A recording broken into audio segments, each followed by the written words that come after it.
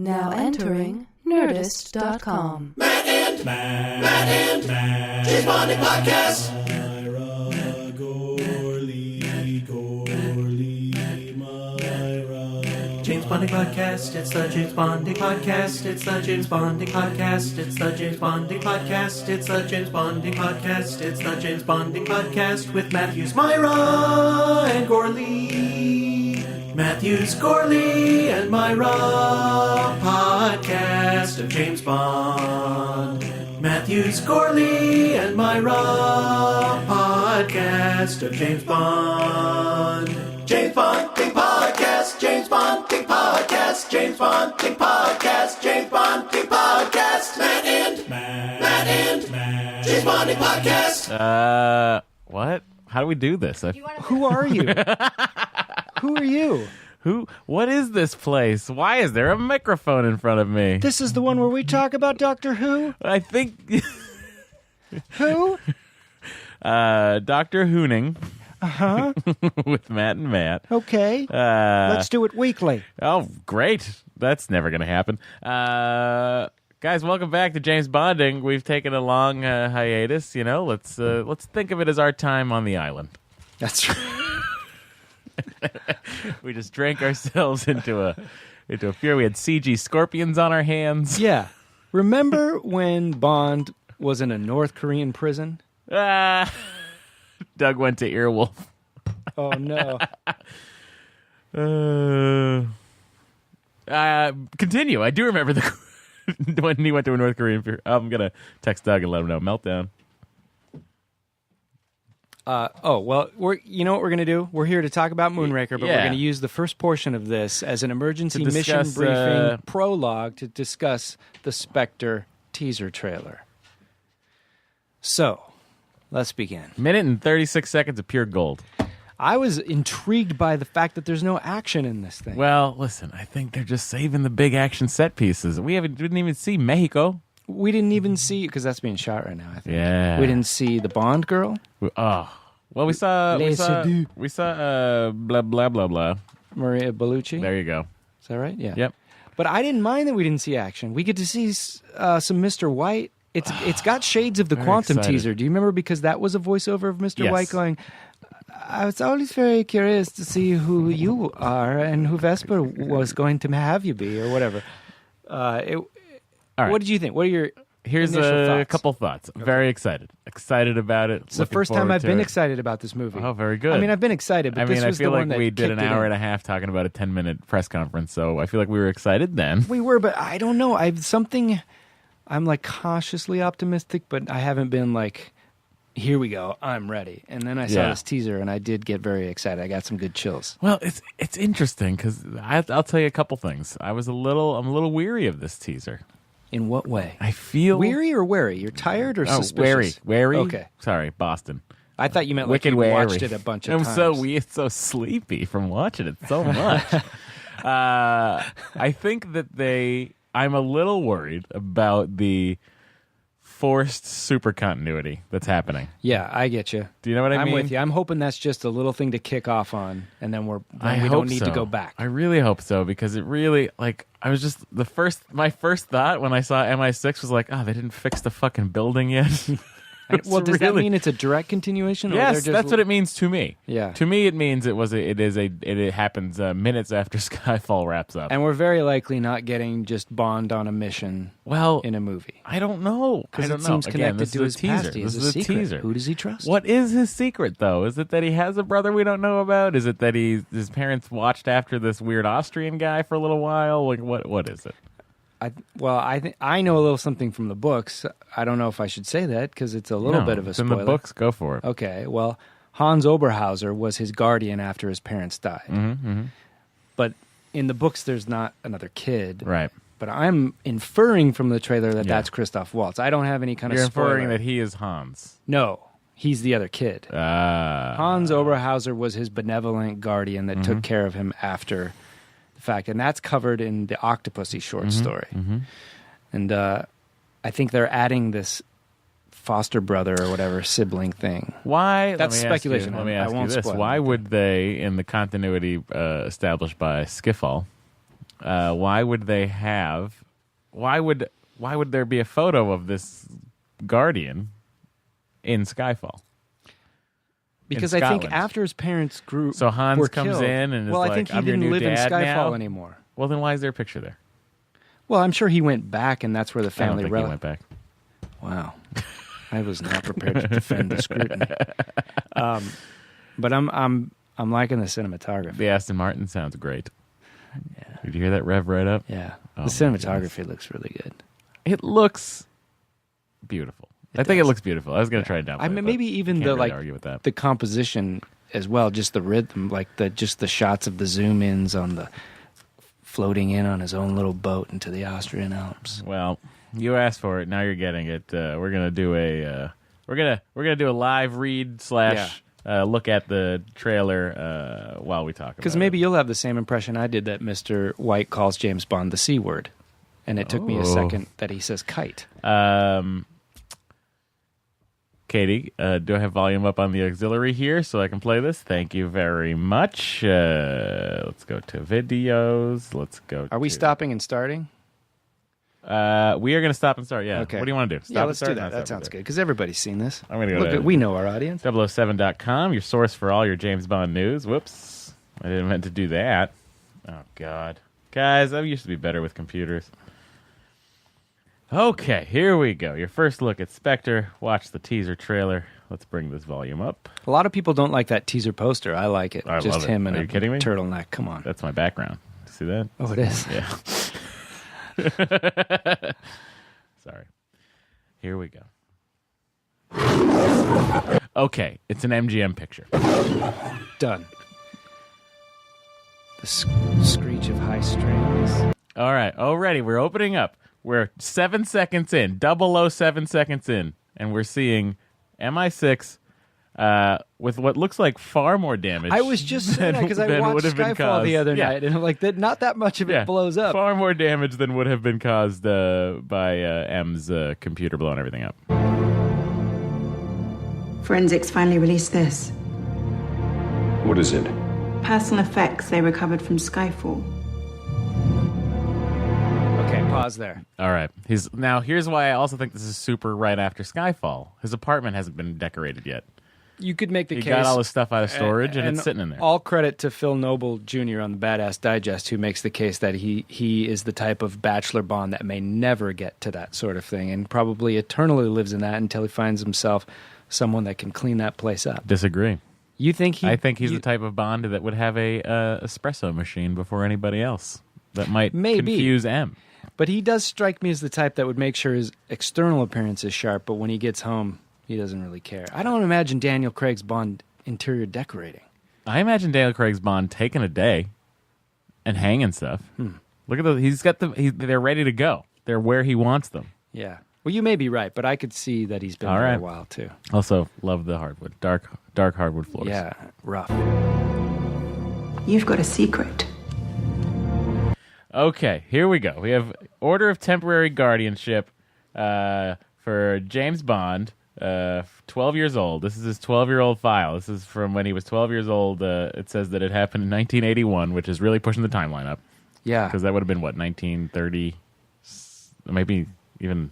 What year was James Bond born? Well, the Fleming Bond? Yeah, Fleming Bond. Oh, my God. I don't know. He's probably in the 20s. Yeah. Yeah. So this is really pushing the timeline up. Well, in this, he's court use only. 12 years old. Now, what else are we seeing here? Legal guardianship. It looks like a C is signed here.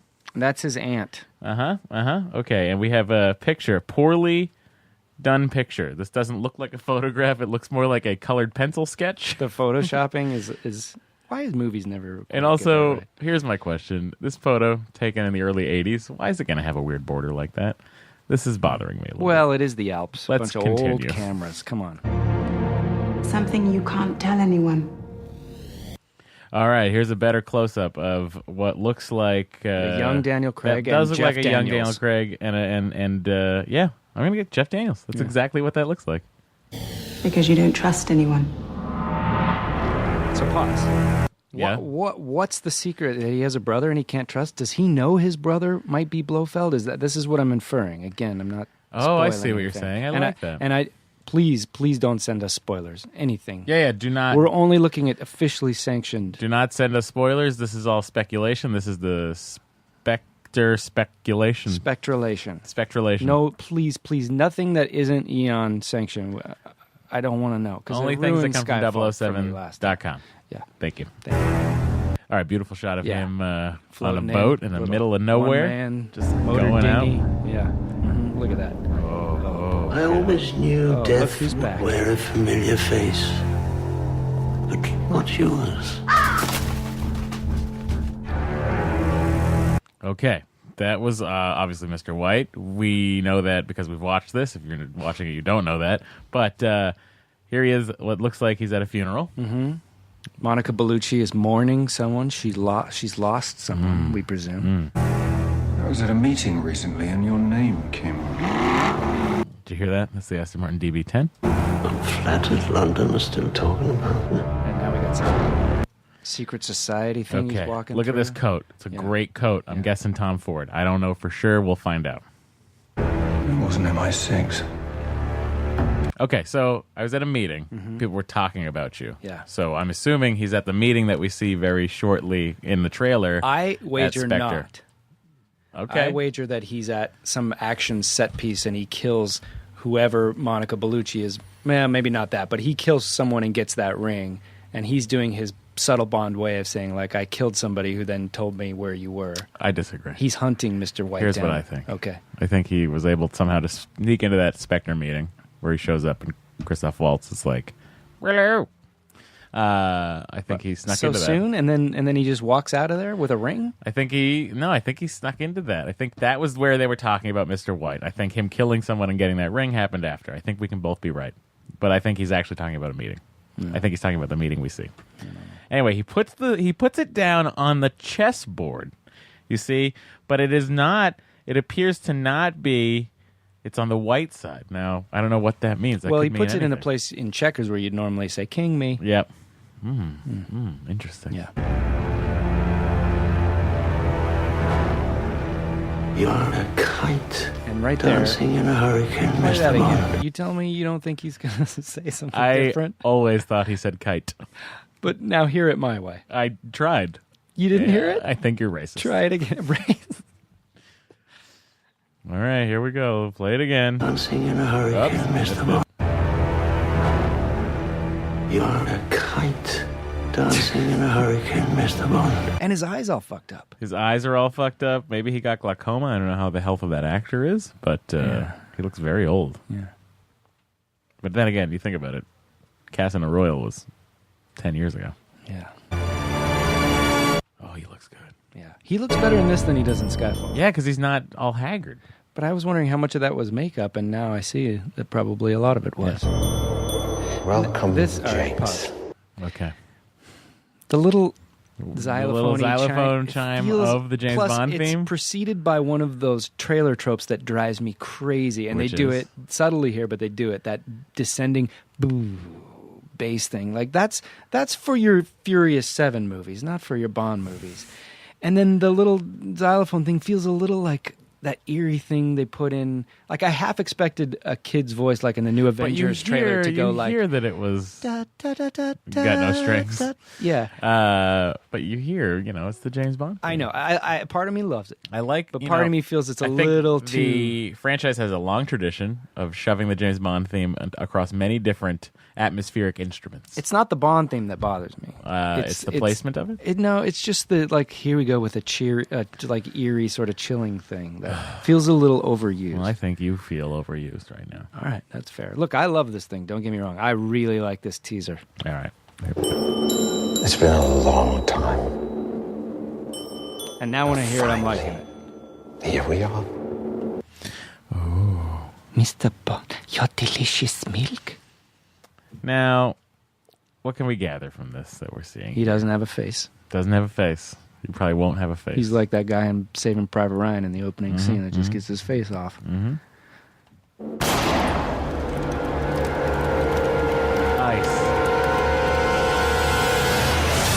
The action. When's the real trailer? I don't know. Are we going to experience that in IMAX? It's coming out in IMAX. I know. Yeah, I guess we I are. asked you the question. Are we experiencing We better it? experience it at some kind of premiere. We have to experience it every way possible. Cool. Great. So, in summation, a lot of speculation to be had. Yeah. I really am looking forward to seeing some action, Yeah. and I hope they only do one more trailer. I do too. Yeah. I agree. And then we'll see what the action sequences are in the Alps and in Mexico. This is a beautifully teasery teaser. It's just a little come hither. It's a teaser. Yeah, really teased me into wanting to see this movie. That's exactly right. Ladies and gentlemen, that does it for what are we calling it? Spectralation. Spectralation. We now enter the world of Roger Moore's James Bond. Before we do that, I want to thank Marissa Amoni and Chris Evans. Wow, Captain America. Wow, who he's so nice. gave Matt and I these amazing prints of Dr. No paper dolls. One Honey of, Rider? Yeah, one of Sean Connery and one of Honey Rider. And it was very nice of you. Thank you. That Sean came via is- Jeff Ulrich. Sean is in his terry cloth, He is. just hanging out, being a cool guy. It's beautiful. Also, a really nice listener named Brendan is sending you and me the bootleg Eon production version of Never Say Never Again, where someone has edited it to John Barry music and put in a gun barrel sequence. Sounds amazing. Yeah, so maybe when we get to that movie, we can watch that version as well. All right. Doug is going to be here shortly. Let's talk about Moonraker.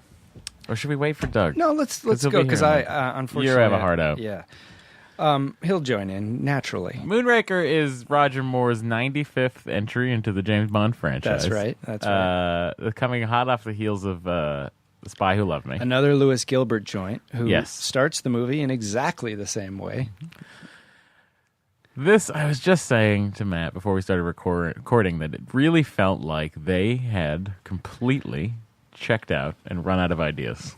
It's bonkers, and that's why I think I love this movie. Oh, It goes bold big, statement. it goes hard, it's got no substance. First of all, It does have literally no substance. it starts with this wacky but impressive skydiving freefall sequence, right? Yeah. Where it ends with Jaws trying to fly by flapping his Yes. arms. While circus music comes up. And then it goes right into a very serious torch song. Yeah. The most inappropriate song for this movie. Well, yes. Yeah. Yeah. But that's Moonraker, and that's why we love it. Moonraker is really what number is this? What number movie is this? 12? I don't know. No, it can't be that high. Yeah, it can be. I don't know. But the point is, all of the plot points in this movie, every last plot point is something we have seen before. But you have to admit that stealing a shuttle off the back of a jumbo jet is brilliant. It's nuts, but that's Moonraker right there. Yeah, Like, it I also begins- feel like, welcome to the show, Hi, Doug Doug. Benson. You're just in time. Papa Squat. We literally we just finished talking about the Spectre teaser trailer, and now we're diving into Moonraker. Doug joins us. Of course, you can catch Doug. Got a number of podcasts out there, Getting High with Doug, and Doug Loves Movies, of course. Minisodes. This guy does it all. You just called it by its wrong name. Yeah, and I Getting wonder, Doug with High. You got it wrong, right? Getting Doug do with people High. ever get so high that they call it by that name, which seems right? No, it's just a mistake anybody can make. I've done it once or twice. Doug, when was the last time before this you had seen Moonraker? Oh boy, I don't know. I probably eyeballed it, in parts on because Spike used to do. Bond I don't know if they Marathon. still do. They I do think marathons they do, all yeah. the time. Some And with channel commercials does. and stuff, it'd take 3.5 hours to watch At one. least one. This one, especially. This movie's This one's super 2 long. hours and 6 minutes. This is super long. and it Yeah. feels it, every bit of it. And I had mixed like watching it. It's always interesting to go back and watch an old Bond movie because even though I've seen them all a bunch of times, you still are like, oh, that was this one. Like you're like, Yeah. oh, this is about to happen. Yep. Like you start to remember things that are going down as they happen, and that was certainly the case with this one.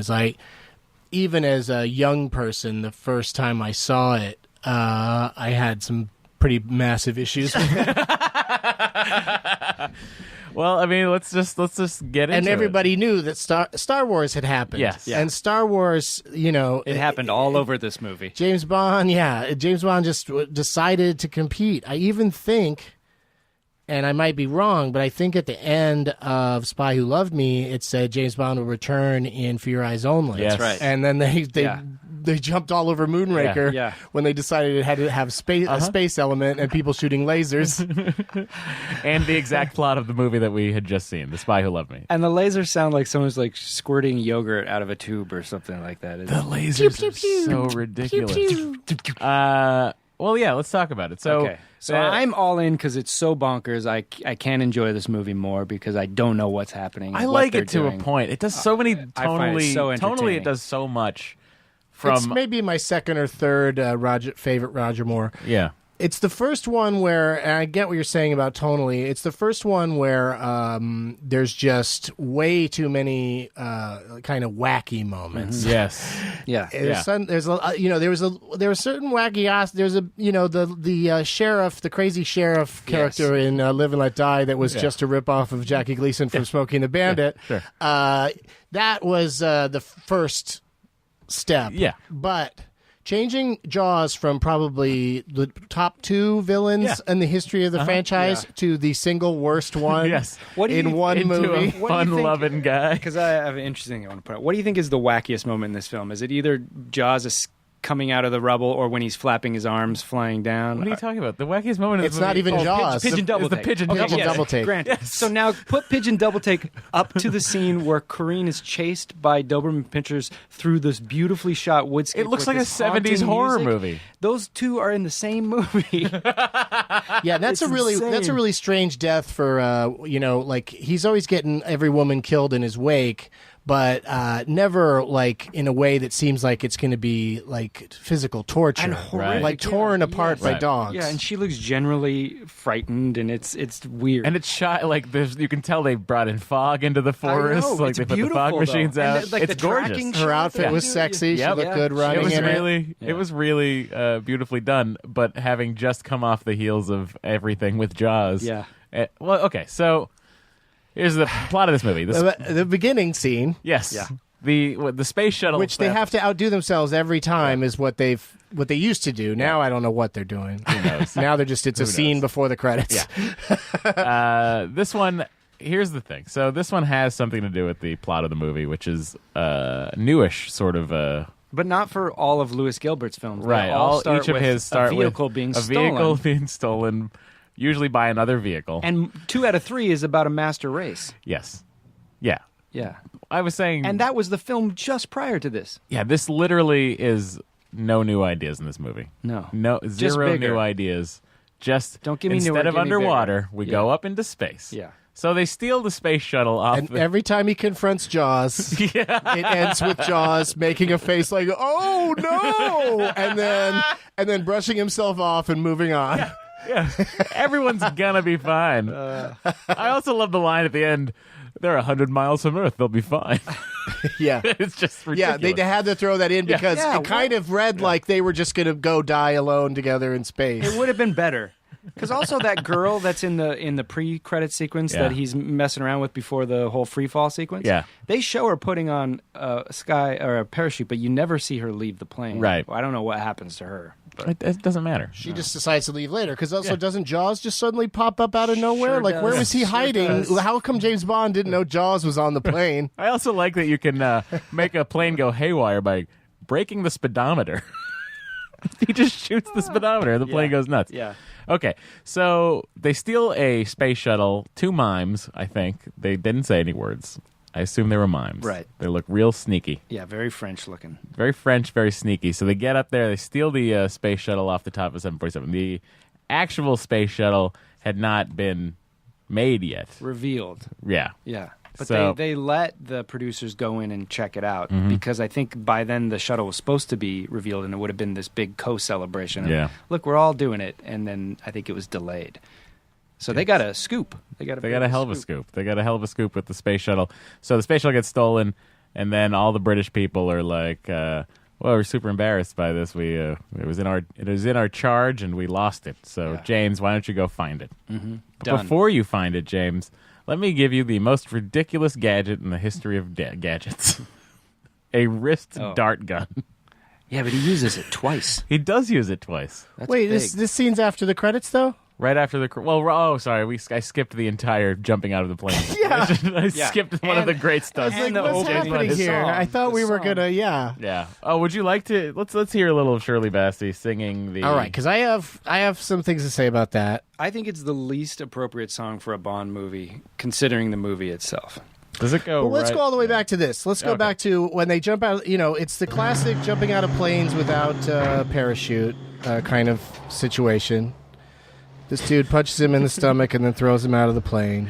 Which, like, Bond seems like, he always beats up guys that are bigger than him, but this guy's smaller than him. Yes. And look how small the plane is. Where is Jaws hiding in this plane? Yeah, no, there's no way. Oh, that's a good point. Yeah, there's no way that There's James Bond nowhere wouldn't be, who's this giant guy that just pushed me out of an airplane. who I have had previous encounters with it were quite vicious. But I had a reason last time.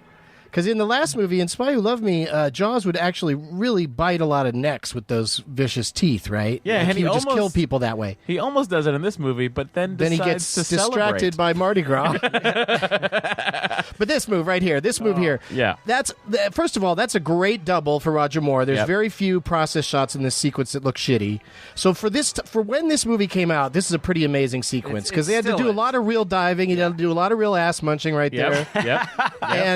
And like there's shots of Jaws where it looks like they made Richard Keel jump out of a plane, which is like that's got to be scary to be that big and jump out of a But plane. then there are shots where it looks like they made his son jump out of a plane. Yeah. There's just a little guy. But this is great, the way they hid the chutes on these guys and sent them out of a plane. Yeah. Ah, God, it must have been. This is covered in the documentary, and they said they would just give me 3 seconds for each jump that I can use. And John Glenn, who's doing the second unit direction, would edit it on the ground and say, "Now I need this shot," and they'd go back up. Wow. It's incredible. Yeah, that shot looked like a process shot. They'd Yeah. slip some in there. Yeah. But this is a real guy. This is the same guy. He's a stuntman or guy's flailing his parachutist. arms. No. It's amazing. yeah. Hey. We never get to find out how he lands or whatever. Yeah. But we do And then see. James Bond's got arthritis or something here. He's like shaking, trying to latch the parachute on. And here then comes in Jaws. comes. See, look, that is ridiculous. That shot looks like it Yeah. could be Richard Keel. It looks like a gigantic dude, but maybe it isn't. Maybe it's a slightly smaller guy. Wait till you get closer. It looks pretty rough. Yeah, but that's really neat. Yeah, right that there. looks great. And that shot too. And then not really. See, that looks like him. I think that was a double, but that's a bad shot. Yeah, it was a double, but Yeah. with those teeth and the hair, Yeah. Well, watch it's easy when to he match starts him. flapping his wings. Yeah, that's a bad process shot when he flaps. That stunt is the Ghost Protocol of its day. Here it comes. Oh, I love the way he looks at it, Yeah. Here, let's listen to this music cue. because he's above a circus. And this He's right flapping here- his arms like a goon. This right here is Moonraker. Right, they show the interior of the Moonraker circus. Or wait, what? Just the tone, like Oh. right there, like that's Moonraker. In a I see what you're nutshell. saying. The, I the thought- flip to flip. And now I heard Moonraker. I mean, you said Moonraker, and I heard Octopussy because there's a circus The circus scene scene, oh, in, yeah. in Octopussy. And then this shift into this music is so strange. I love the song, but the lyrics are bonkers too. Why show what's going on inside the circus and then not show him come crashing into it? Like, just go right into the credits. this is Shirley Bassey's this Third. is her Third and final. third and final of the Bond. She did Diamonds Are Forever and of course Goldfinger. Yeah, and then this one, it's a good song, but mostly because it's just Goldfinger changed to Moonraker. Yeah, and slowed down a little. Yeah. bit. Yeah. Moonraker. But the visuals are very. I don't know. They're not that memorable. No, but they definitely were still in the naked silhouettes flipping around. They're less sexy this time around than Yeah. they had been like in the previous one. There's like Yeah, you can see some nipples nips. and You can stuff. see some Oh, nips. you can see some. Yeah, nipples. and this girl, I don't know who the hell she is or why we would care, but it's not one of the best opening title sequences, but I still love it because they just phased it out and just started doing you still have to sit through a whole song by Chris Cornell or somebody, Yeah. but you don't get the sexy ladies. Well, the beauty of it was it used to take the place of the post-credit sequence. Yeah. Like there would be I no know. post-credits. It That's would just right. go You James just Bond go- will return and Right. then goodbye. Yeah, and they have some on this because it's such Yeah. a big special effects thing, but It's still pretty fast end credits. So yeah, where do you rank this song amongst all the James Bond songs? Middle, below I think lower average. middle. Yeah, How many lower movies we middle. got now? 22. Yeah, I might. 23, right?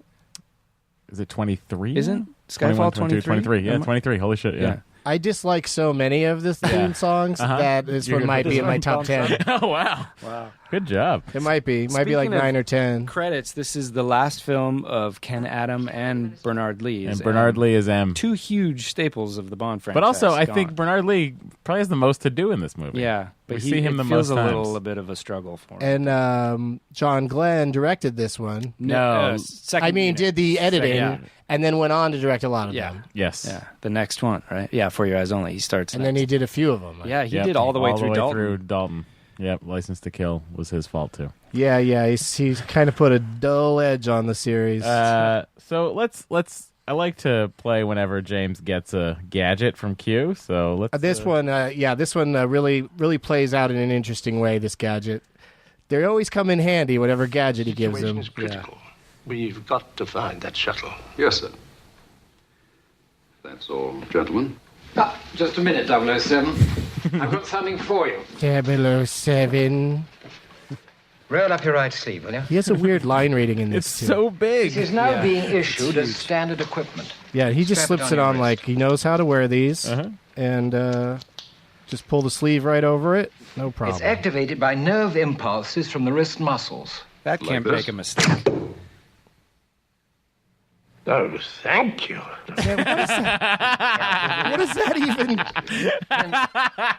Why is he thanking him? Thank you. For not killing him, for hitting the horses behind with the dart. I love him. Darts. 5 blue-tipped with armor-piercing heads, 5 red-tipped cyanide-coated, causing death in 30 seconds. How does he know which one he's going to need? Get them in the stores Right. for Christmas. You never see him loading it. It's always ready to go. If I were him, I'd always be using the blue tip because it seems like you'd want an Yeah. armor piercing situation. Here we are, the also, only time Bond goes to Los Angeles. I love old LAX. Yeah. It is so Yeah. nothing Still is the happening. same right there, Yep. though. The little restaurant in the middle with Encounter. the crazy. Encounter at LAX. Well, you're the kind of lobby to person get who's Bond eaten back there. to I LA. haven't. I have not eaten there, sadly. Bond should come back to LA. Although, for what sure. have we got to offer these movies? Nothing. What No. would he do in L.A.? What would they go? What's we could the pay him landmark here $40 that million they do? to make the bad guy not from here.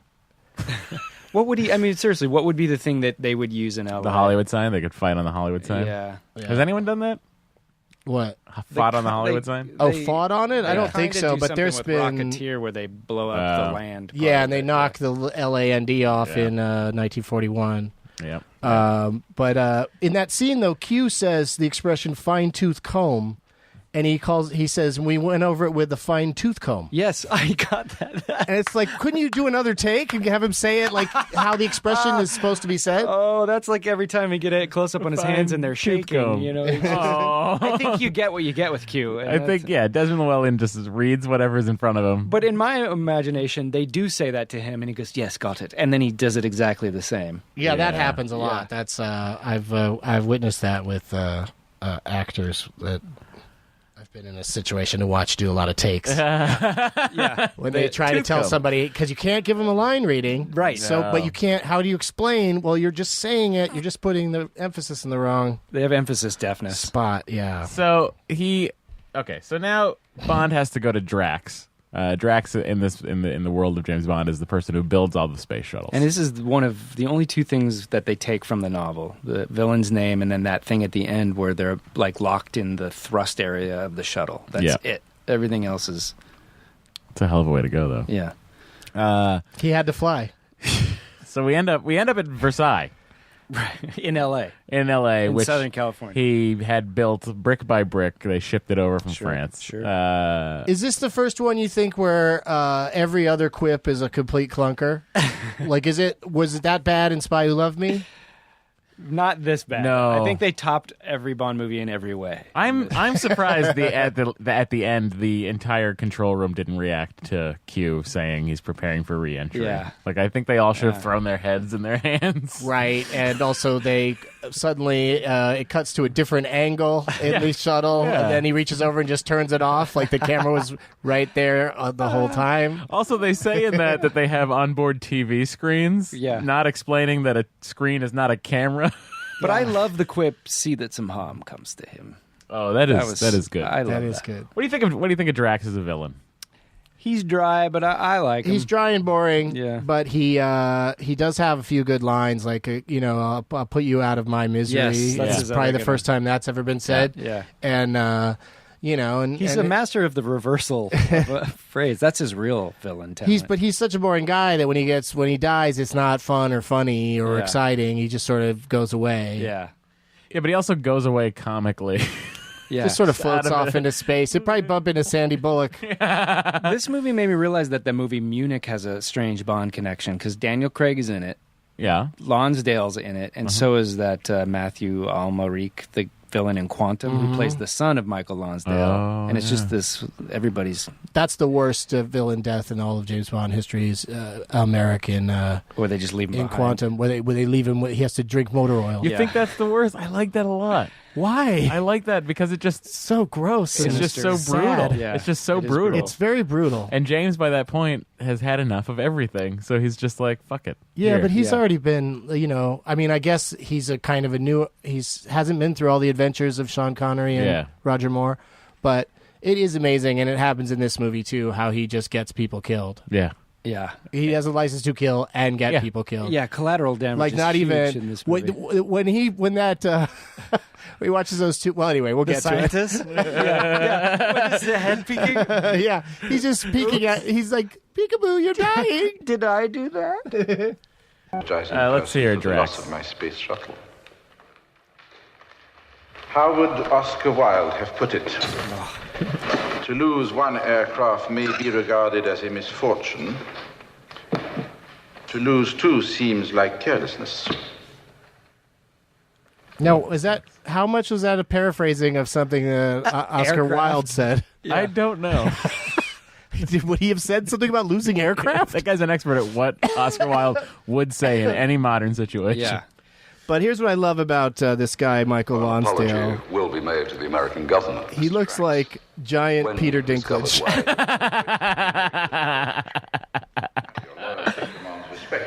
And here comes Asian Seth MacFarlane. There he is, big You have Pete arrived Dinklage. at a propitious moment, coincident with your country's one indisputable contribution to Western civilization. Afternoon tea. May I press you to a cucumber sandwich? Thank you, no, nothing at all. What's his accent supposed to be? French, I guess. Is that what it's supposed to be? But it's so labored and dry. I do like that they stick to the fact that James Bond hates tea. Yeah, and that why has he decided to be so into afternoon tea? Like why? And the harp. And he doesn't get offended when James Bond says no. Let's meet Holly Goodhead together, shall we? The way they deal with this like modern feminism, so they're throwing a bone by making her the doctor, right? But he still has to have that comment like, "Oh, a woman." Yeah. Like they still have to give you some sort of sex. And he thought there was a man walking around with the last name Goodhead. And Holly. Well, it was H. Goodhead or Dr. Right. Goodhead until he met her. Also, just a lot. Look at how long it's taking him. Just walk over there. I know. Show it all.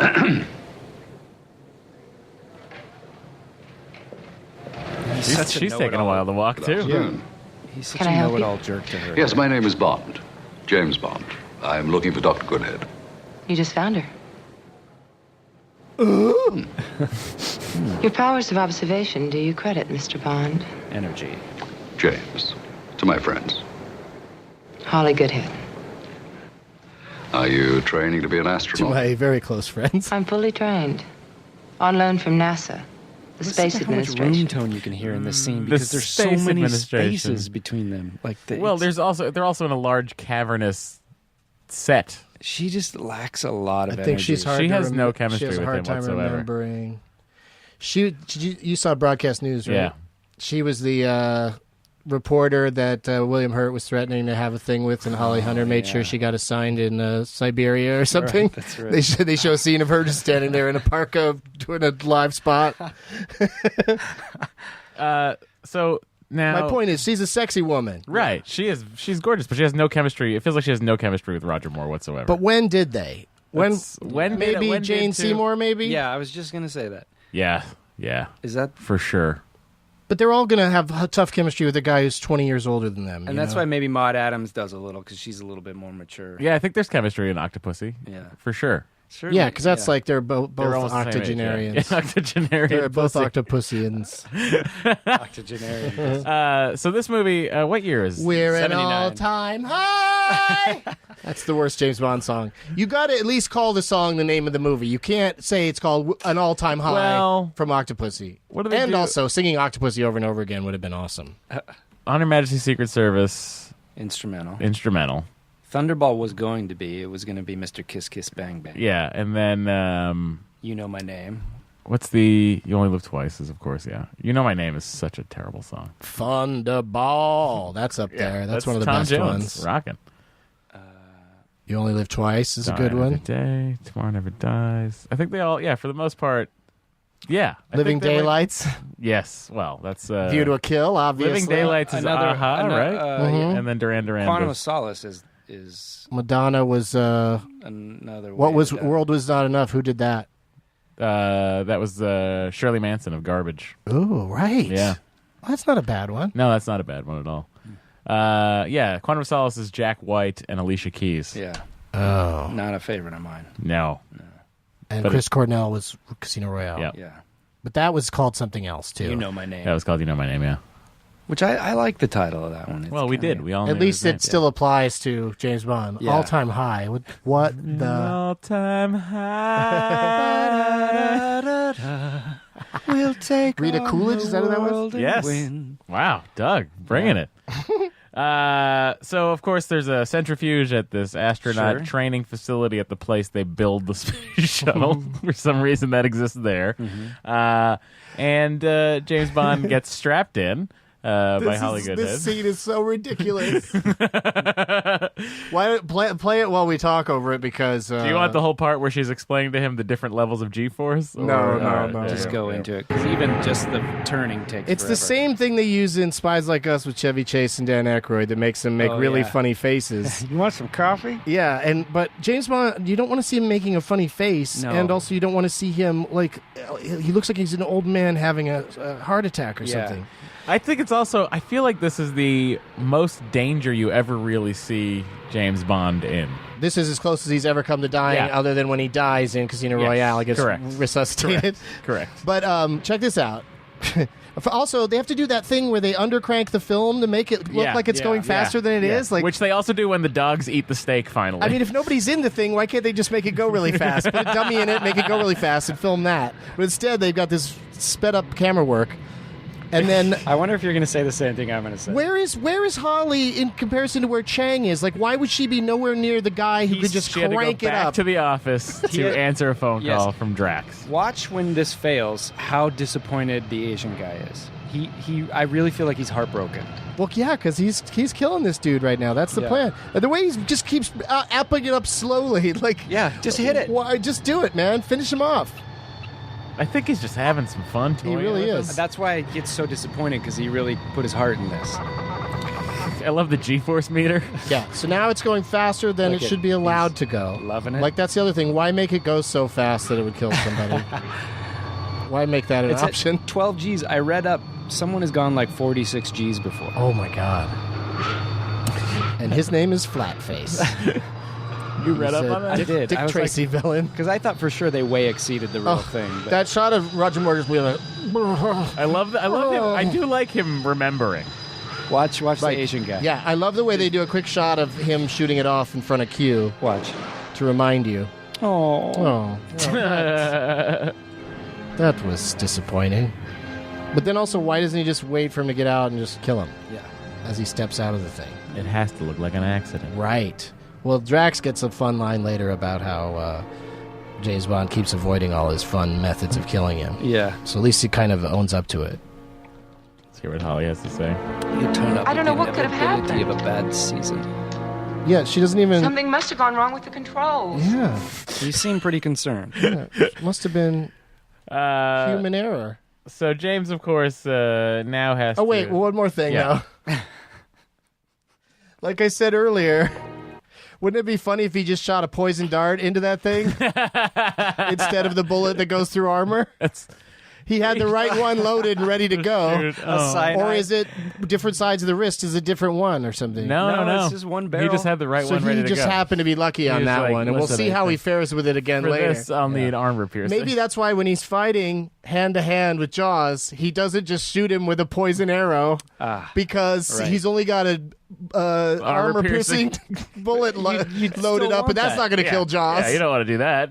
Or why does he not do that in the glass shop with the Chang guy? Why doesn't he shoot him with the wrist? Oh, That's my what I'm God. saying. Yeah. Is The he telegraphing- only uses it twice in the movie, and both times it's those are good times to The use it. telegraphing in the glass museum is so ridiculous. Just the fact that it's placed in a glass museum. Well, That's Moonraker. This is why this is valuable. This is how much of this But is you worth. can see the brainstorming sessions where fight, but what would be the just most calamitous way to have him to Oh, you fight? got to put a bull in a china shop. What did you say? A bull in a china shop. Have we Well, done that yet? Let's lose the bull. Okay. Metaphorically, we'll have the bull, but Okay. let's keep the china shop. Oh, all But right. Make it a museum. In Venice. That'll be expensive. Well, Venice is known for glass. We should make a glass. Done.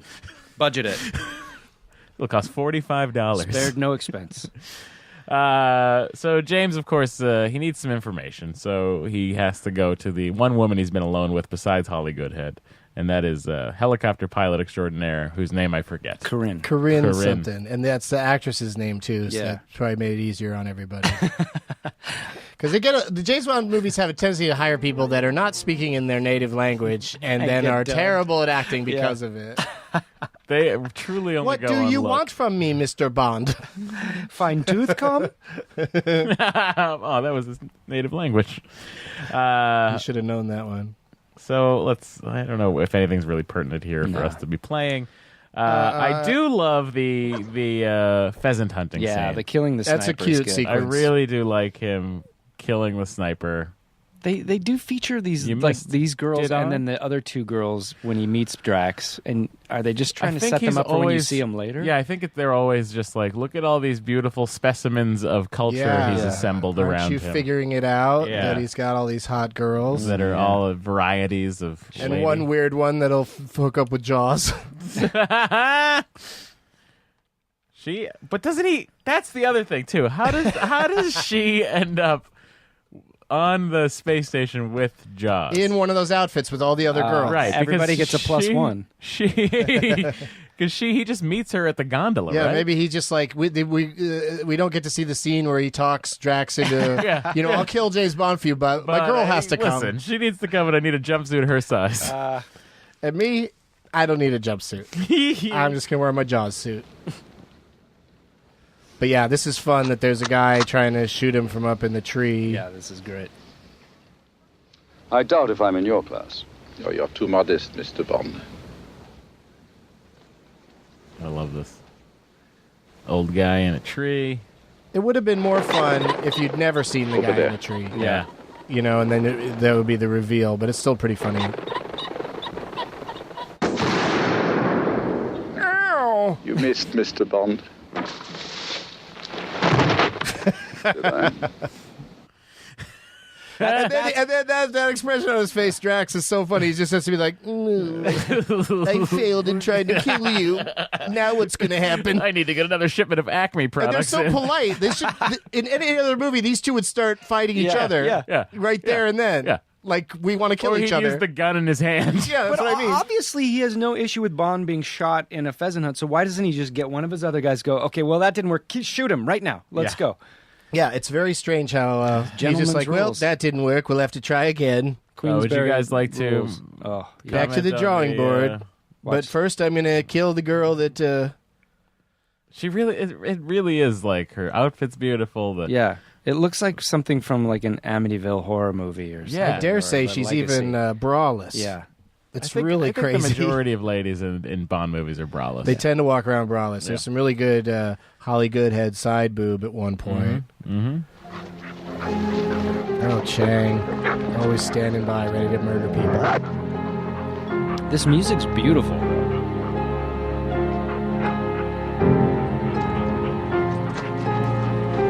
You would never know you're watching a Bond movie right now if you just saw this. It doesn't move the story Look at that. forward She's got at pants all. on. She's got pants on in that one shot. That's weird. And sneakers. But I don't think she does in any of the other ones. I noticed that too. Maybe they just felt bad making the actress run through the woods, so they hooked her up. It's probably a cold day too.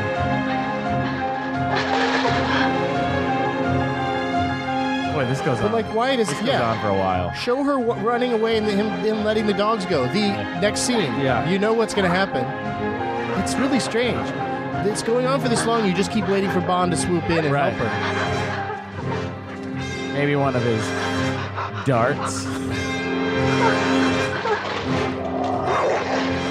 then they show it. They tear her down. And then we transition to Venice. Nuts. Venice, Italy. We see it again, almost all the same locations in Casino Royale. That's right. Down to the courtyard. He gets off a gondola here. Right now, you don't think anything's up with that gondola, right? You think it's a normal, everyday gondola. I don't know. I'm watching Moonraker, so I think something's up with that.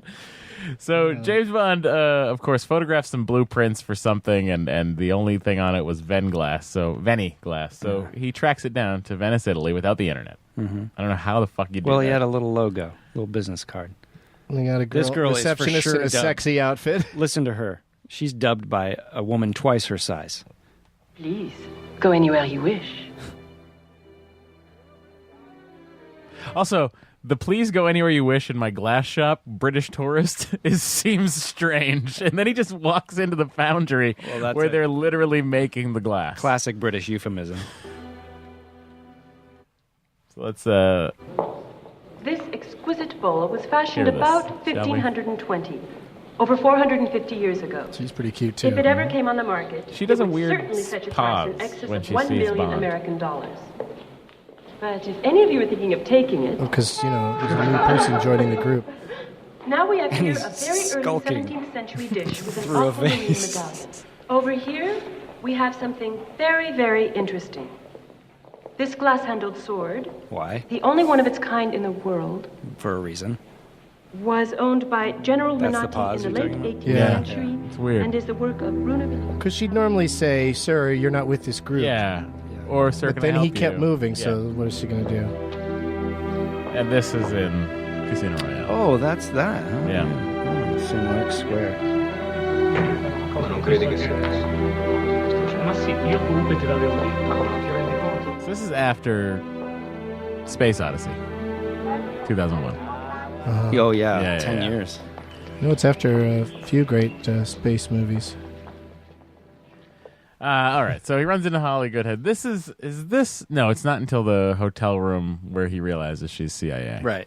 Okay. When he goes through all her gadgets. So again, you could replace her with Ringo's wife and have The Spy Who Loved Me be the same fucking plot. Yeah. Yeah, with just Jaws following him everywhere trying to kill him. It is This really is insane that they only a would do movie the of- same exact it's plot. Just It's strung together literally the set same. pieces in the most a Bond movie has ever done, where they literally reverse engineered set pieces and went, let's do this, and this. Now put them together. I don't care how you do it.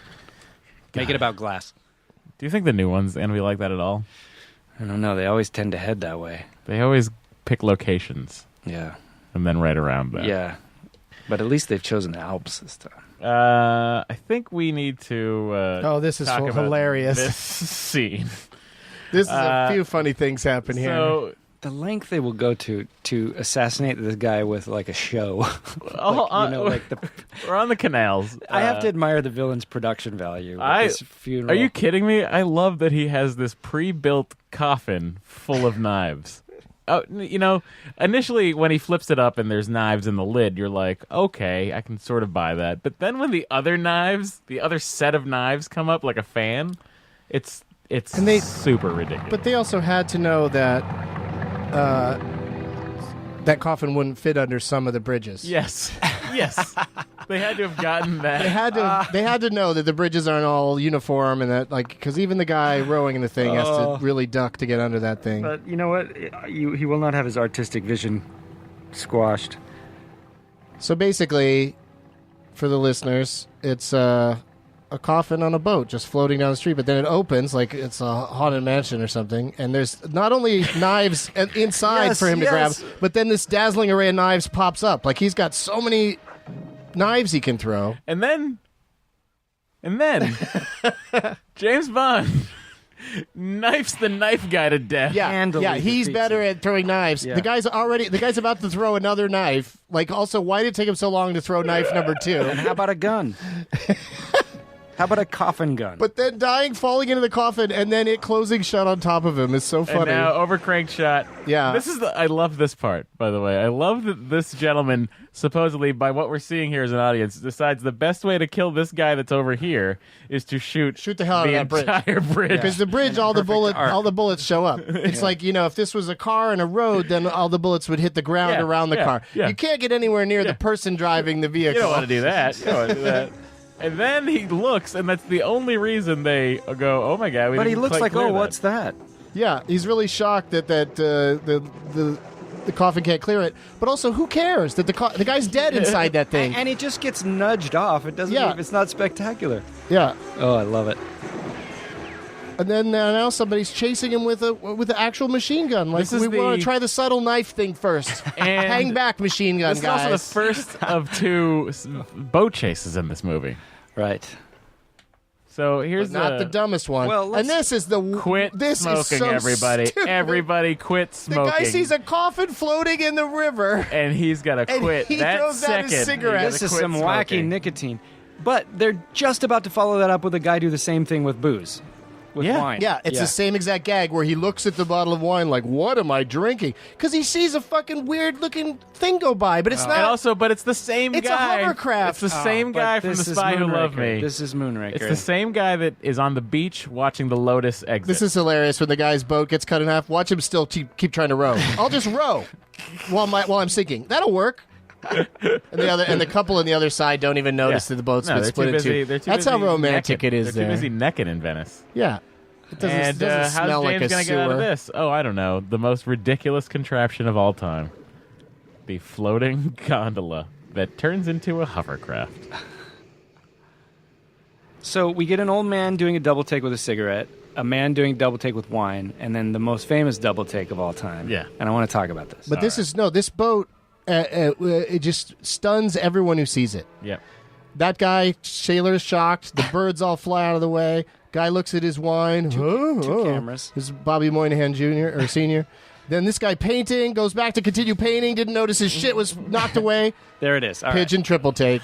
Here's the thing. This is why I don't think the pigeon double take is as bad as Kananga balloon? blowing up into a balloon. Because Disagree. in the context of this movie, this whole movie's batshit crazy, and that fits. It's big, but it fits right in. No, that's Kananga a bird. balloon is more of a shock. No, that's a bird. I know, That but is a bird. look what just happened. That is an incredulous And they also have to do a bird. bad, like they do like those old Chow Chow Chow commercials and where it they just fits back right it up. fits right in with this stupid movie. Like they couldn't get a pigeon to really do that.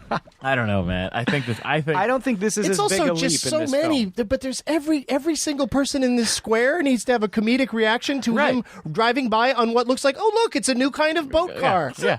Driving by. So what? It just looks like a float in a parade. Yeah. You know what I mean? It's not like the craziest thing anyone's ever seen in Venice. Yeah, but they all just can't believe it. What should have and happened? The dog. I forgot about that. The dog's pondering it as well. And then a guy guy's gets a pouring drink beer poured on him. on him. A waiter pours a drink on a guy. There's like seven There's so beats much- of everyone is so stunned by this stupid hovercraft. And then the guy falls out of a bad guy falls out of the boat. It's nuts. It's not out of context. It's crazy. It fits, even It fits though it's that stupid. it's so stupid. Yes, Like just but let's Kananga just balloon is pile more it on. jarring. I don't know.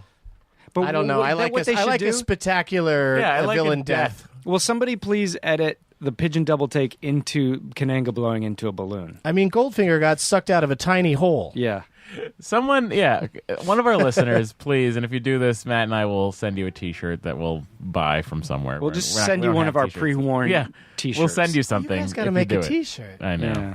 Yeah. We can't even make an episode. Yeah. Are you kidding? Let alone a t-shirt. Doug, when was the last time you were on this podcast? Was that the last one? It might have been. Close. It's Are you fucking... the only person? Am I the only person you guys know that? Yeah, if you we've call and said, actually- "See Moonraker by Monday." Done. It's not on streaming, so I had to get it through the mail. So We I just just flash it. act fast. Oh, shit. We flash the You little Netflix that for us. the gun barrel sign in the sky, and Doug goes to his movies. But as I was watching it, every single thing that I hated about it from the whole time I've, from the first time I saw it, all just came flooding back. But Okay. it's still cool because it's a James Bond movie. Yep, agreed. Let's talk about the tone that he has to play to get into the... Yeah. Yeah, that's like a strange reference to Close Space Encounters. Oh, Close Encounters, but also to pop culture. Yeah. Yeah. James Bond doesn't usually have pop culture references. But there's some story about how Cubby used that, and then Spielberg wanted to reference Bond in something, and Cubby wouldn't let him do it. Oh, probably, Even though probably he- 1941. It was some. I can't remember what it is. So, James has now broken into the glass laboratory, which, if you're looking around, I can't tell if it has any of the same walls as the Drax apartment we see. I think they're in there. That laboratory is just in that giant room, which before I always thought they just changed a room somehow. All right, so they're making something. He finally sees these vials. There's some liquid in them. He needs to figure out what that is. So, of course, James Bond waits for the scientist to go home and steals it, and then gets into a fight with Glass Guy, which ends in, I think, one of the most beautiful sets they've ever done in James Bond. The inside of this clock, I think, is spectacular. It kind of reminds me of when you see the light in the circle. It kind of reminds me of a fight in one of the Star Wars. Empire, movies. yeah. Empire. Oh, yeah. But that hadn't come out yet. had No. it? Yeah. But look at this. The lighting I know, is it's beautiful. great. It's Ken Adams' last one. He's amazing. I mean, Chang's been a boring villain until now, but the fact that he's whipping chains around at him is pretty cool. Also, But then also, you this is go out just of their to way set up to the comedy. Go way out of their way to establish there's stuff going on Yeah. below. This is just to set up the comedy. of Totally this selling guy's that death. somebody's going through that window. Yeah. So stupid. At the crescendo of an opera singer. Took him a long time to hit that piano. They're not that high up. And I love how... Play it again, Sam, he says. Yeah. That one is just like, were there alternates? Yeah. Was that really like Also- from Jump? That's the one that like that is gonna slay. Play I find it again, it hard Sam. to like think that like he was such a big fan of Casablanca. You know what I mean? I don't know what's happening here. You have no defense of one of your favorite James Bond movies. It's not one of my favorites. Wait, you said you're way on board with it. I'm way on board, but I'm way on board with a lot of Is them. this your favorite Roger Moore? No, you know my favorite Roger Moore somehow. It's like Moonraker times one Oh, step yeah. further. Beautiful Kill. Yeah. Yeah. It's just Wait, horrible. That you is- just love that because it's so awful. Yeah. And it came out when he was Yeah, it has nostalgia factor. Prime. I think I like Live and Let Die. But also, It's if you like, think about, good let's think about for a second. Let's think about View to a Kill and think about the Parisian estate that Zorn has. Yeah. And James Bond sneaking in around. It's the same stuff. Yeah. It's the same shots. You don't have to convince me. I'm just saying. They really were out of ideas for 20 years. They really were. It really bothers me. Christopher Walken credits Saturday Night Live with giving him a better career because he would have been stuck playing shitty villain roles for his entire life if people didn't know how funny he was. Oh, wow. And then he went on to play a bunch of shitty villain roles. And shitty comedies. And Yeah, in shit. shitty comedies. He's just in a lot of shit. What are you going to do? I do. He's in some good stuff, too. I really like Seven Psychopaths. Oh, yeah. Some second that's not bad. It's got... Same guy who did In Bruges, so it's got a lot of the same I just watched feel to Dogs it. of War. Did you ever see that movie from the 80s? It's one of his early films, and it's No. like a action drama. It's a strange movie. Really? Mercenary movie. Tom I've Berenger. seen King of New York. Yeah. Lawrence Fishburne and Chris Walken. Real All good right, in that. Let's move through this. I gotta go Where's soon. my motherfucking chicken or something like that? I just wanted to play this scene between M and it's his James. he has Oh, it's another one M more scene. little scene. This is one of the best M scenes, I think. Yes, I mean, Q. The next Q scene. The next Q scene is great. Yes. Yeah, But this, well, I you just want to wanted play the M I scene. wanted to say Bernard. I got my initials mixed up. Before you do that, sir, have Q do an analysis of this. shows him a dick pic. Tell him to exercise. Do I have extreme anything? caution. It is lethal. So there was a laboratory. You better take 2 weeks leave of absence, 007. You have any thoughts about where you might go? No, you just told me. Always had a hankering to go to Rio, sir. I think I can recall your mentioning it. 007. No slip-ups. Or we're both in trouble. That's awesome. That's like I love M's, Judi Dench's M kind of thing. Letting him do I things really on the love sly. that. Like, just him going off book. Yeah. Doesn't need to stick around. All right, so... I gotta tell you, I'm not sad that they killed off Judi Dench. No, I'm not either. I can't. I'm excited about. I love Ray Fiennes. Ray Fiennes is great, and yeah, I'm into it. Because she was like always bitching at him about everything. Well, the last 3 movies, particularly because even when he do something good, she just be like, James. Blech. It was because he was like learning, you know, like this. That was the problem. I think that was the problem with Judi Dench,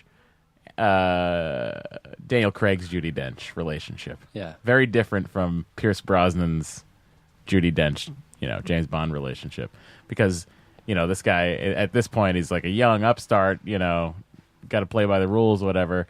And then in the previous one, James has the contention with her because she's replacing the old M, and she's a woman, and all that stuff. So that sort of speaks more to the character of James Bond for me, having a problem with this woman being in charge. You know what I mean? Yeah. Than the reverse of that, where all of a sudden now James Bond's younger. And I got 2 questions about Miss Moneypenny. Yes. When did she stop full-blown flirting with James Bond? Because she's always trying to get with James Bond. And in this one, she's just sort of like, hi, James. She's not really that flirty. I think that's when it happened. This is when it happened? Yeah, because it was all the way up into the Brosnan years that the Moneypenny was flirting. Moneypenny was very flirty, yeah. But this one, I think Lois Maxwell by I this don't mean point- Moonraker. I mean the Daniel Craig Yeah. ones. She flirts all the way up.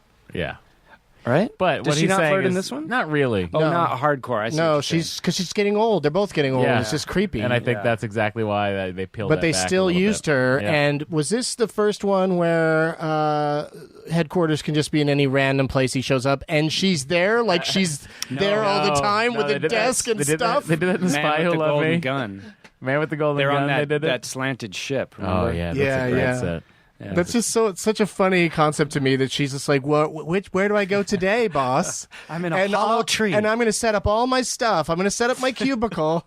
I know. Everywhere Put a couple we have pictures offices. on the wall.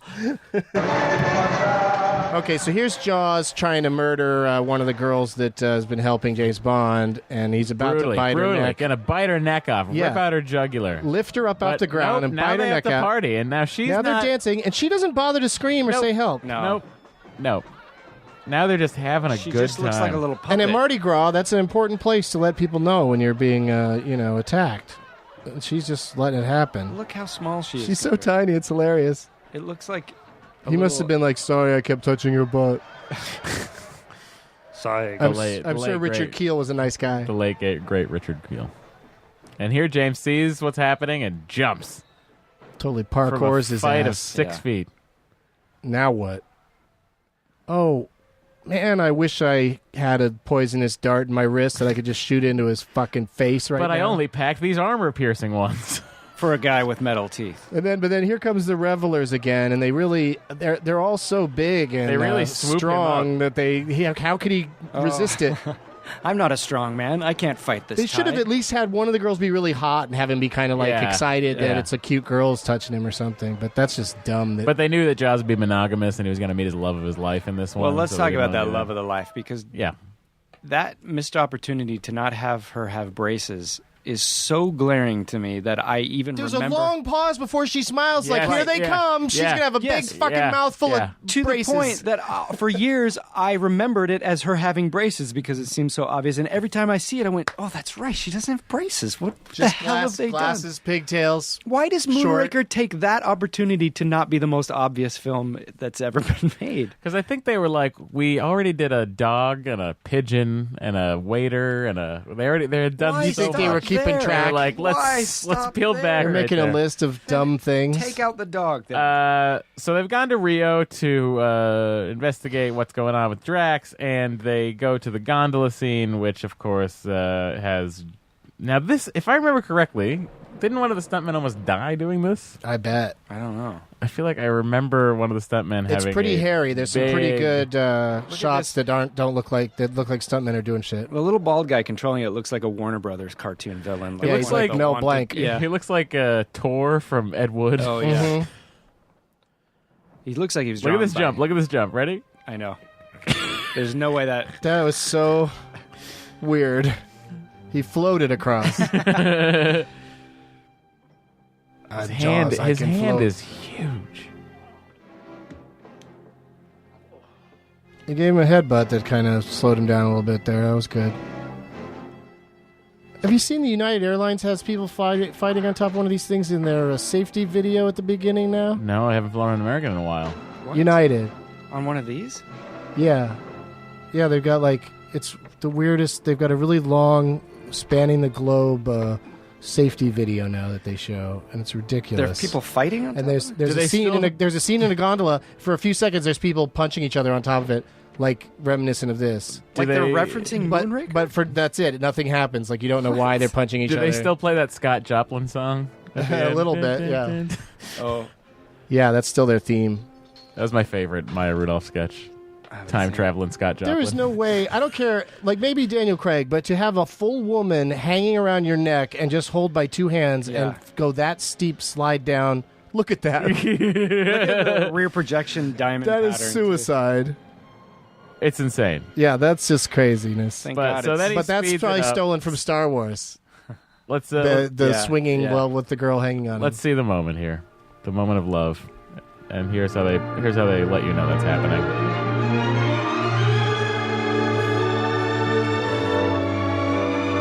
No, and when they reunite, there's a long pause before she smiles to reveal that she doesn't have braces on. Yeah, it's crazy. It happens twice. And it looks like Roger Moore's just sitting there watching that happen. And he was. Was And he he? was. Yeah. They're just sitting in the grass going, oh, at least he fell in love and won't come after us anymore. But ladies and gentlemen, that's Moonraker. And I have to go, but I want to All right, say go. just a couple things. Yes, please. More about Jaws. He kicks Jaws in the balls, and it's revealed that Jaws has steel balls as well, because it makes a Yeah, sound. it Goes makes the clang. What is the story there? He's had some things replaced. I want to have listened to this when it comes out, and you guys have given me the backstory. Sure. I want Jaws has steel We'll balls. be glad to. The other thing is the way this movie ends and then kicks right into a disco version of the song Moonraker justifies everything in the movie to me. When that happens, I go, I get it now. Because disco was on its way out. just the feel of it. They should have. They put were that trying in to. the That's first, another thing yeah. they were trying to take Yeah. advantage of was disco by putting the Moonraker disco theme. Like They it was should've really a just started with reactionary movie, like trying to, and it's sort of been that way with James Bond Oh, ever yeah, since. Is yeah. always trying to adjust it to the times. That's right. And it's not always going to work. But imagine Jaws falling from the plane into the circus, and then that disco version comes in. You'd be fine from the beginning. The tone was yeah. set. Oh, it's Oh, 419. Oh my god. Okay. Oh my god. I have to go. Doug's is going out for a different reason than yours. Yes. We'll talk. We'll do our next one, which is Octopussies next, right? yeah, and then For Your Eyes Only, Yeah, and then Spectre. maybe Never Say Never. Yeah, we'll see. Oh yeah. We gotta do Never Say You guys Never have again. fun. Go. We'll wrap this up. We'll moonrake. I think you should All the watch way Never home. Say Never Again, even though Yeah. purists don't think it counts. But Well, it's still technically, interesting. That technically, Matt Gorley would be the next movie that we have to Maybe watch. we should do that. All right. Yeah, let's do that. All right, then we'll do. Because we're We'll also do Never getting Say Never that again. John Barry version too. That'll make it seem. Oh, that'll be interesting. Yeah. Someone recut Never Say Never Again with John Barry's score to make it the Eon cut of Never Say Never Again. Oh, that's interesting. Yeah, and with a put the gun gun barrel barrel sequence in. Right? I'm in. All right. All right, see you, dude. Bye, Matt. Okay, so this is a very inappropriate kiss, I think, from Holly Goodhead. They had just fallen off a thing, and then she just does. Well, this. she says, thank you for saving my life. Yeah, but And he says, remind me to save you more often. Remind me to do it more often. And then, yeah, like that guy that was just trying to kill us. Yeah, It's a good is thing he ran off with that up girl. there, and then we have these paramedics coming in. Sup? Oh, thank you, but we're in great shape. Okay. And then they thump him.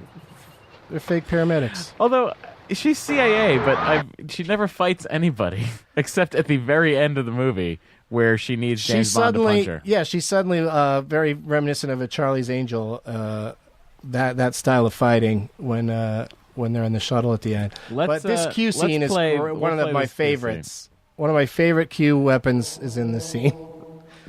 So describe where they are. They're in a monastery. They're in a Spanish-style monastery. But he's dressed up like the Marlboro Clint Man. Eastwood. He's dressed up as Clint Eastwood. And they actually got the rights to the music. Wow. There's some Sergio Leone music. There's some monks doing some fighting. Yeah, that's one room. He looks in there. Okay, that's not for me. But now he's going to walk by Q and some of his... The first money penny. Yeah, yeah. There she is, strangely all set up. Look at all this stuff on her desk. As a matter of fact, I was in a cable car. And, she's also dressed like she's in Manhattan or something. The other courtyard. Bond's the only one that has to arrive in costume. Ah, there you are, 007. This is so great. Balls, Q? Bolus, 007. Bolus. You idiot. And then this guy takes these 3 balls on strings and swings them around his head. And then throws them at a dummy that's dressed up like a dictator. Boom! And but the way those things go around his neck and then the whole head explodes. I wanted that to happen to a person. Right, that would have been amazing if they just killed somebody it like wouldn't that. be PG. No, it would not. Except for that. You can only kill a dummy that way. And then there's a stereotypical sleeping Mexican. Poncho and then there's the laser And then gun. there's a laser gun making a guy's face melting a face. Like you'd need to shoot that at a made fake face to prove that it does anything. You're just in time. So they have to go. They've tracked down the orchid. It's a deadly orchid that does not affect human beings. It does not affect. I mean, it doesn't affect animals or plants. What it does affect is human beings. That's the only thing it affects. So now we finally have seen that Drax is going for a perfect civilization. He wants to kill all the humans on the planet and then repopulate the Earth with the perfect species of human. And this is exactly the plot from The Spy Who Loved Me, except they wanted to start nuclear war and then build a civilization underwater. So this is instead in space. Now James has to go on the river, and we have yet another river chase sequence where Jaws is dispensed in a foolish manner with look to camera almost. Let's just skip ahead to where they get to the waterfall. Yeah, his boat is really tricked out, and one thing it does is it turns it into a hang glider, so he can go right off a waterfall. I think that is a pretty cool... As It's far neat. as Bond vehicles go, I think this boat is often forgotten. You know, it's very much like the fishing boat in World Is Not Enough. Remember, it had torpedoes and everything on it? Yeah. It was Bond. It was Q's retirement boat. But this is cool because James Bond almost thinks, well, I'm headed towards the falls. What'll I do? Oh, yeah, it's also a hang glider. Like, that's why it's a hang glider, so you could pull this move on somebody. Yeah, it's reversed. None of these gadgets are made prior to the problem. Yeah, so he hang glides out of the boat, and Jaws just looks around in disbelief and doesn't even make any attempt to get the guy to slow down his boat. He instead decides to turn the wheel, and Jaws, being the giant strong man he is, rips the wheel off the boat. Yeah, just rips it out of the guy's hands and then looks at it, of course, and then kind of laughs. no. It almost looked like that was a no. bad take. He goes, no, he says, oh no. Like, you look at his face. But look at the way he smiles at it when he looks at it. It's ridiculous. Also, it's no music in this sequence. It's weird how quiet it is. Look at 1:19, 40 seconds. Ha, ha, ha, ha, ha. Oh no. Like he shows it to camera. What? Then he goes over the side, but you don't really. It just kind of is a mess. He just falls into the. He could do anything. He could live. He could die. Who knows then what happened to him? They stumble into an Aztec temple where James Bond is thrown into a pit, and there's a snake. Thrown into a pit by a rock that just the lifting tosses rock. him into the water. The old lifting rock. Like, and nobody has to go. Come stand over here. He walks right into it, but then he kills the shark with one of his poisonous pens that he has on him. And then this is some great Drax right here. Oh, I'm sorry, I missed it. Yeah, there it is. I love the way Jaws picks him up, the point of view of his giant hands picking up his head. And he tries to hit him once just for the hell of it. Mr. Bond, He looks really. you Bond looks defy really all my pathetic. attempts to plan an amusing death for you. You're not a sportsman, Mr. Bond. Why did you break off the encounter with my pet python I discovered he had a crush on me. Not a bad line. Jaws. Yeah, I guess so. I mean, in the realm of James Bond Just that the one-liners. villain is setting him up. Yeah. Why did you kill my python? Why do you think, dumbass? So then we see we're at this base in Brazil where Drax is launching everything, and in order to you find that he's launching how many 7 of these Moonraker shuttles into space. So he needs a specific number of shuttles because he's got a specific number of people he needs to repopulate the Earth. They throw Holly and James underneath where the shuttle liftoff tank is going to be, where the ignition is going to be, so they theoretically would melt. They're going to to get toasted, yeah. But James Bond has a gadget for that too, and it's a handy dandy Seiko watch. Oh, he's got watches on both wrists. He's got dart the dart gun thing on the right I think one. dart's just a bracelet. Okay, but he's got stuff on both wrists. Yeah. Fortunately, although not here. But we haven't learned about this. So here we go. There it is, little he tiny. takes it out. And he's got a little weird little coil. It could be C4. It could be any number of things. And James Bond is ready to go. It's dental look at that floss. charge right there. This is a heavy gadget use. Yeah. I didn't really think about that, but this is a heavy gadget use. The cigarette case, too, with the X-ray thing for the thing. Yeah. James has less gadgets now because cigarette cases are no longer something that people carry. Well, also, Daniel Craig's always wearing a T-shirt and pants, jorts, so he doesn't even have... Bang on time. He doesn't have all the bang pockets on he time. needs. That is a quality pun. When he says bang on time, come on, Doug, you got to give it to him. Bang on I don't time. even understand that. It exploded. It went bang. Bang on time. Came out of the watch. They have to run. They get on their own shuttle, go to space. Luckily, as we learned earlier, Holly is a trained astronaut, so she goes up to the giant space station that is Drax Town. And, of course, in this movie, when Zero G happens, everyone somehow loses control of themselves and can't move quickly. That's my least favorite thing about Zero G depiction in movies. No one's moving quickly. Yeah, it's really slows down the action. It's like when it's like a fight scene underwater. Yeah. Also, how are you sitting in that chair? How are you sitting in that chair? There's no gravity. The guy floats across the room to sit in a chair. He should be holding the chair, or at least holding straps himself in it. or something like that. But no, not even an attempt of that. No, just as long as you're in a squatting position. So this does the old Arthur C. Clarke method of gravity, which is to spin. And hopefully they'll restore gravity. So everyone's happy. Everyone's walking around. They're all in shitty yellow jumpsuits. James is up there. He sees that these That's funny that they, right after Star Wars, that they blend in by stealing the uniforms. Well, had James done that I mean, that had before? been done before, Yeah. I'm sure. Yeah. Yeah, but it's just still like so brazen. Well, it is funny too right after it. how much the when he first sees the Drax facility where they're building the shuttles, it looks just like the top of the Death Star. You know, it just looks like the trench. So they figure out that this thing's not on radar, so they got to destroy the radar system so the Americans can send their space marines up to save them. And here, finally, Holly gets to punch She people. really dispatches him with an ankle to the kidney. Or whatever the hell that was. Like, it's very weird. Sits down, removes the thing, and then, of course, on Earth, they decide to launch a shuttle up. Yeah, let's take a look at this. Jaws is smiling at everybody. I do like that James tries to beat up Jaws one more time. Yeah, and then again, it just makes that clanging sound. Yeah. He hits him. Why hit his jaws? Why would you try to hit him there? Let's hear the... And there's the nuts. Same sound. So his balls have obviously been either removed or he could be wearing a chastity belt.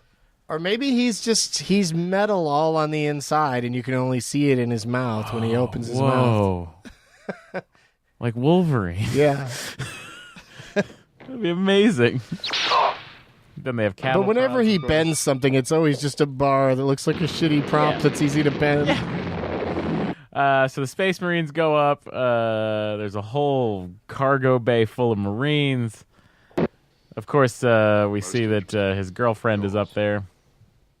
Expelled. Yeah, Jaws is now realizing he's in love, Yep. And they're both not perfect. yeah, Jaws, and you obey me. he really looks like Dinklage there. He really does. And he's just like, well, I can't live this life anymore. I've murdered hundreds of people, and now because I met a girl who I haven't even discussed the issue with at all. Oh yeah, he does have a line in this. Jaws has a line to her. And then they start fighting slowly and quietly. Yeah. Sir, Boy, there is no US music in this spacecraft. movie. 3 minutes to intercept. I love how James Bond is going to hit the button to make the whole space station shift directions or whatever, and he does this weird thing with his elbow to point out that the button is there to Holly Yeah. Goodhead. Yeah. He doesn't need to show it to her. No. He's the one that's going to reach No. out and do it. It really does look like when Here you're it watching is. this, you're assuming that Holly's gonna do it. Yeah, he's like, do not use this unless secured. And he's rubbing his eyebrow and pointing his elbow and like, check this out. All you got to do is reach out and grab that thing, Holly. And she doesn't care. He just does it himself. She doesn't even like cover for him, just like distract anyone or anything like that. But man, do people fly around in a hilarious way. It's like what used to happen on Star Trek all the time, where they would just They'd run lose and inertial throw damage. yourself against the other side of the set. I like those guys in the chairs on wheels that just go shooting across the room. And now, of course, gravity's gone, so everything's going to happen real slow, like. Oh, so and molasses. it's like the underwater scenes in Thunderball. Really hard to watch. Now, this space station starts blowing up at 1 hour and 52 minutes. The entire length of this explosion, I guess we should hear this. Yeah, again, let's hear the getting rid of Drax. So James has run off. The U.S. Space Marines are in there right now, just melting people with their laser guns. And James is going to run down this airlock to go get Drax. I like that backup. A little laser sound in the background, just so you know there's a space fight happening out there. But where was Drax trying to go? He was going to go out that? I think he was going to his. That might have been a escape I shall hatch. have the pleasure of putting you out of my misery. Out of my misery. It's great. Desolated, Mr. Bond. I love how he's got the wrist thing after he changed into that jumpsuit. Heartbroken, Mr. Drax. And that's the one that has poison in it, so Drax is starting to react to that.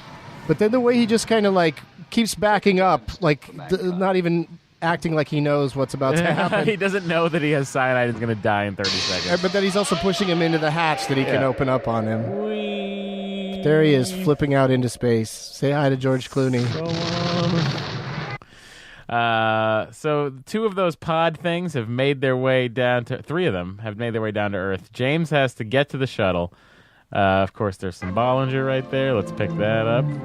And this is now Jaws and Jaws' girlfriend's goodbye. Oh, I wonder what they call her in the credits. Oh, that's a good question. And he opens the bottle of champagne with his jaw mouth. Well, here's to us. That's it. That's It's his funny line. that he has such a calm. Yeah. He doesn't sound like a monster. He played so many bad guys. He was great. I already was really familiar with him before he showed up as Jaws and was happy to see him. Jaws, we can't disengage. The docking release system is jammed. Can you help us? And then why does she whisper in his ear? They don't want to she pay knows her residuals. Yeah, they don't want her to. They don't want her to have any lines. Because it's like, I guess she says, like she had to translate what James Bond said, or I think maybe it was she was telling him how to help her, how to do it. Although, does that mean that she's like a crew member for Drax in that short period of time she's learned about the station airlock?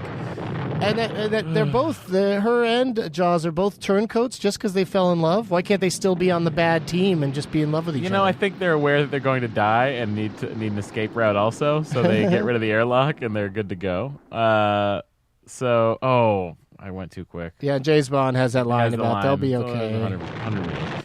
The station finally blows up after it had been exploding for 12 minutes. Real slow fuse on that thing. So they're going to fire the rockets. So they have to blast these out. They have to switch to manual control, which is like using the Force, Luke. The automated system goes down. They have to do it by manual. There should never be this much stuff after you kill the villain. No, You you're know? absolutely correct. They do it, yay! And then let's Now let's play out the final hilarious sequence. I'm sure Her Majesty will be fascinated. That they end up just sort of repeating that, like, there's always embarrassing James Bond's fucking somebody and they're trying to talk to him about stuffy British things. Oh no, they're in bed together. Well, I love how they have that sheet draped over them. They should be going at it like animals. Re-entry, sir. He's attempting re-entry.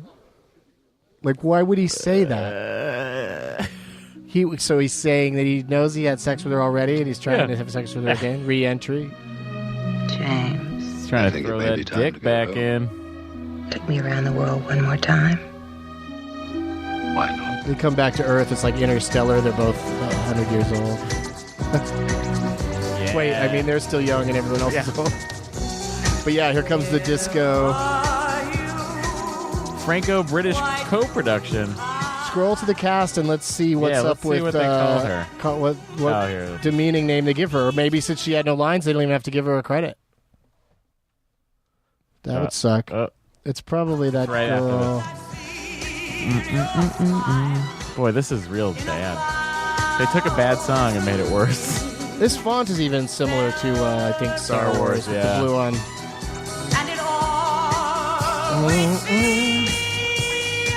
Alright, come on. Cast. There we go. Holly Goodhead, Drax, Jaws, Corinne, M. Gray, Moneypenny Chang, Manuela, Dolly. Is it Dolly? Maybe, but Dolly sounds like one of those sexy girls. Blonde Beauty, probably. No. Cavendish. Russian girl. Was she Russian? Fun Ambulance? No. I think they don't give her a credit. No, they gotta give her a credit. Drax, I think they don't give her a credit. I gotta look it up. I gotta look up her name now. This is ridiculous that they wouldn't give her a credit. What would she be? What would her character be of all those ones we just saw? Doesn't seem right. Let's see. Moonraker. Maybe she's Russian. She must be blonde bombshell, right? Right, but is that so? They're joking around like, ha ha ha, she's a blonde shell. Blonde beauty. Because there's a blonde beauty every other scene in the movie. I don't. All right. With all those Drax's girls. I can't find it on IMDb because that just makes it the cast list, which I'm stuck with the exact same problem. Right. How are you going to figure this out? I'm going to go to the Wikipedia. Jaws. You think somebody actually went to the trouble of figuring it out and putting it in the wiki? Jaws captures Bond and Holly and brings them back to Jaws and Dolly switch their allegiance. Oh, so she's Dolly. She is Dolly.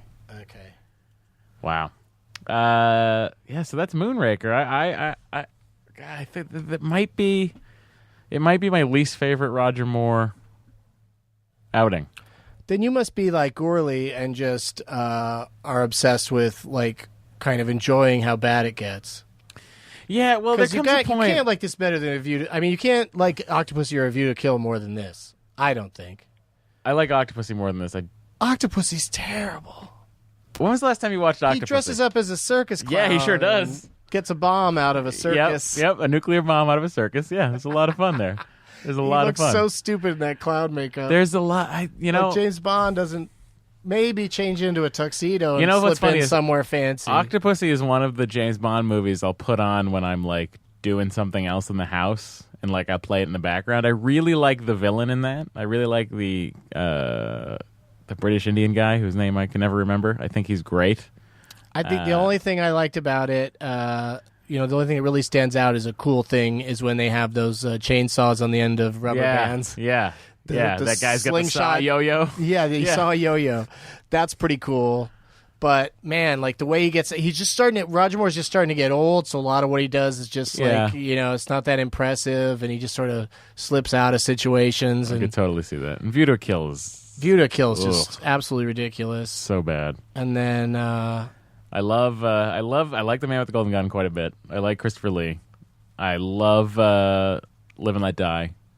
Spy Who Loved Me is great because it's that's this what I'm movie saying, the first is I'm time. saying, I don't mind those three being the first three in your Roger Moore list, but I encourage you to see Octopussy again and really think about. You know what I'll be interested in? I haven't seen the one I haven't seen in the longest is For Your Eyes Only. So that movie is weird. Yeah. It's really weird. Like there's that long like mountain climbing thing that's like yes, they're not up too in many the Alps by process that. shots. Yep. So it's kind of cheesy and it's not that exciting. But it's got Topol from Fiddler on the Roof is the bad guy. Yeah. That's weird. He's just kind of charming and kind of laughing about everything, kind of. And Lynn Holly Johnson from Ice Castles is in it as a girl with a crush on James Bond that he won't fuck. Right. That was a weird turning point. She's a skater. Yeah. To have a cute girl But that she's he's so like, young. he like throws her down at one She's point, like so get off of young. me. Yeah. She's so young. Yeah, that it's they had just to make a weird. point of like, I'm so old now. Yeah, You're yeah. so young. Yeah. So that's a weird movie, but one of the better theme songs, the Sheena Easton song. Yep. I think. Yeah. But so Moonraker stands on its own as like this very tonally wacky movie. It's a wacky James Bond movie. Yeah, but it's also still got so many of the trappings of talking to M and and it's very much James on a specific mission, walking around in his suits. He never asks for a drink though. That's true. He doesn't drink, and that guy throws out a cigarette after he sees that casket. But the not asking for a shaken, not stirred was more just like they'd have to go out of their way to put him in a situation where somebody's preparing a drink. Yeah, yeah. You want a space drink? Yeah, they didn't have opportunity to throw him in a drink in a bar. Yeah, but overall, I mean, Moonraker is what it is. I don't know. I'm just very excited. Did you watch the Spectre teaser? You should make about a dozen categories. Yep. Best theme song, best this, best that, you know what I mean? Yeah. And then really break it down by movie to like through all 23 use of them. Numbers to determine which movie is absolutely the best one. That is whichever one. I think we'll have to wait till Spectre comes out and then we can have them all in there. Did you see the teaser? Spectre's going to be the best one ever made. You think so? I think so. Just because they can make the best one ever made now. They always Daniel can, Craig doesn't embarrass himself ever. Yep. He's great. Yep. We've already talked about Ralph Fiennes Yep. is great. Yep. And and it can be ridiculous, but they're not going to do gags really. It's just going to be the stunts are going to be out of control. And who's the villain? Christoph Waltz. How do you feel about Christoph He Waltz? bummed me out so much in Big Eyes. Oh, he was so miscast in Big Eyes that like it suddenly just woke me to the concept of Christopher Waltz not being good in something because he's always so great. And so now I'm just sort of like, as the bad guy, is he going to be too much like Inglourious Bastards? Is he going to just go to that well? Because that was already like a James Bond villain, just being very charming but evil. I love him. I love him as Schultz in Django. Yeah, he's amazing in that movie. That is one of the greatest movie characters of all time. And he's always having to talk people Schultz. into things. Yep. And in Big Eyes, he's playing a guy that's talking people into things, and he doesn't. You wonder why anybody goes along with anything he ever says. He seems like Right. such a fucking liar. Yeah. And he makes this weird face, like he makes his teeth are out the whole time. And it's an interesting performance in that he really committed to it. It's just it needed to be like somebody like Tom Hanks or somebody that could charm his wife into letting him take credit for the paintings for all those years. Yeah. He's such a creep from the second you meet him. Well, he's already kind of creepy inherently. Christoph Waltz Kind is of, but there's inherently nothing creepy about the dentist in Django. That's true. He's just a charming guy in that. Like he's a Professor Hill kind of character. I really hope they use him correctly in this. I think it's really Do you theirs. think It's theirs to lose. The best one ever. Do you think At he's least the Blofeld? second you're walking out of it, you'll say that's the best one ever. And then maybe when you revisit it, you'll go, you still got to give Goldfinger a lot of credit for setting up all these tropes. Yeah, like I walked out of Skyfall thinking it was the greatest thing ever made, and now it's like, well, it's pretty good. Yeah, no, you and I have been arguing about Casino Royale for years. I think Casino Royale is so He great. gets the luckiest poker hand. All right. Thank you, Doug. Anything you want to plug? This will be out this week. Just go to douglovesmovies.com for all my stuff. All your Doug needs. Yeah, and listen to Doug Loves Movies. Come see Doug Loves Movies live somewhere.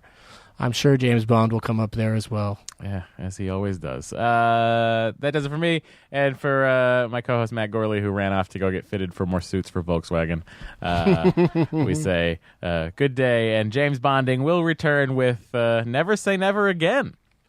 Good day. Now leaving Nerdist.com.